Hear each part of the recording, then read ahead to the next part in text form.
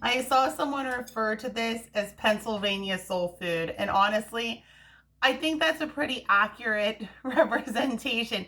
Got leftover Christmas ham? Because I know I did, like a lot of it, like the whole shank. What I'm gonna do is make some Pennsylvania Dutch ham pot pie. Popeye. Pot pie. However you say it, we have weird accents around here. It's delicious, so it doesn't really matter. So with this particular dish, if you had your ham bone and everything left over, I hope you saved it because you're gonna want to make ham stock, which I will post a video about separately. With that ham stock, you're going to put that into your giant fucking pot, you know, like my soup pot. And then with whatever ham you have left over, shred it. Shred it and put it in the pot. And then put it on like a medium heat. This is for my son. He'll probably eat this for dinner. Probably not the pot pie. It doesn't matter. So with your ham in your ham stock, in your stock pot over medium heat, just cover it and let it go for a little while so that your ham can get nice and tender.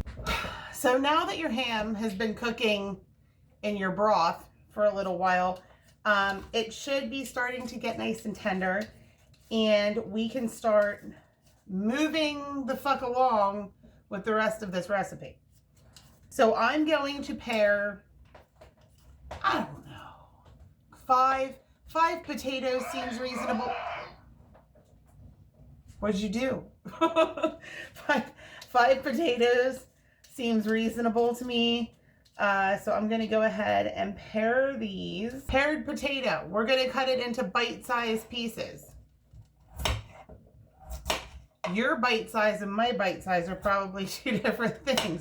I don't honestly know, but I don't like them too big. And if you make them too small, remember they're going into a pot of boiling broth. So if you make them too small, they'll break apart, you know, and you want them to thicken, it a little bit, but you don't want, you know, mashed potatoes instead of bite-sized ones in your, what are we calling this? This isn't really soup. By the way, if you are not familiar with Pennsylvania Dutch ham pot pie, you are going to be in for a surprise, because this is not what one thinks when they think of a pot pie. This all goes into a stock pot and eaten out of a bowl. There's no fucking crust here. So potatoes are the only vegetable traditionally used for this stuff. I feel, and I could be wrong, I frequently am, that you should be able to add some vegetables if you feel like it and have it still turn out more or less the way that it should. Now, this step is completely up to you, but I like to fucking do it. So I like to get a little bit of the extra starch off my potatoes. So I just let them sit in some cold water for, I don't know, maybe 5 to 10 minutes. While my potatoes are resting, I'm going to add some more water to my ham broth, because I need to make sure that there's enough for the noodles to cook in. The noodles and the potatoes will absorb some of the water. I would say this is probably about 2 cups or so. So once you've added your water to your broth and it's boiling, go ahead and throw in your potatoes. You're going to cook them down until they're about tender. So while your potatoes are cooking down, we need to make the noodles for our ham pot pie. That's right, our noodles, our slippery noodles, because that's what we call them here. It's really just a super basic dough recipe. They end up being similar to like a southern style dumpling, only flat.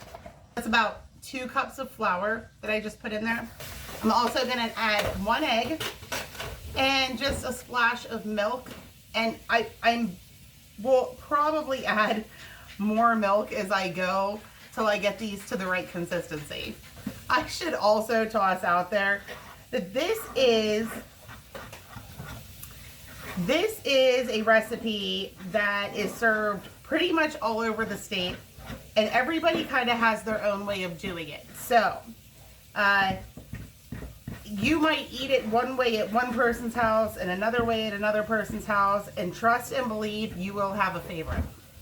This seems about the correct consistency. So I'm going to go ahead and flour my surface and frankly my hands.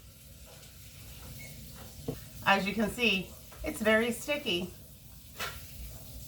Everything seems cool. Let me grab my fucking rolling pin because I don't know where I put that shit. We're just going to roll this out. You want it maybe 1/8 to 1/4 inch thick, not very thick. Because I always say, hey, I'm Kira, and you have no reason to listen to me because I don't know what I'm doing in the kitchen except for my family, whatever. But then my husband and I were just talking about it, and like, no, I definitely, I've been a waitress in a whole bunch of places, and I used to work in a bakery. So I guess I know a little something about something. I don't know. So once your dough is rolled out and thoroughly sticking to your counter, which mine is, I decided to knead it more. We're not sticking this time, motherfucker. You're not feeling frisky. I recommend grabbing, you know, a kid, a husband, a significant other, your grandma, somebody to help you with putting the noodles into the pot. Because you're not just gonna make a bunch of these and drop them in all at once. No. You have to make them, drop a couple in, stir, drop a couple in, stir, because you don't want them to stick together. Otherwise, you just end up with a big dough ball. I've got flour all over my floor.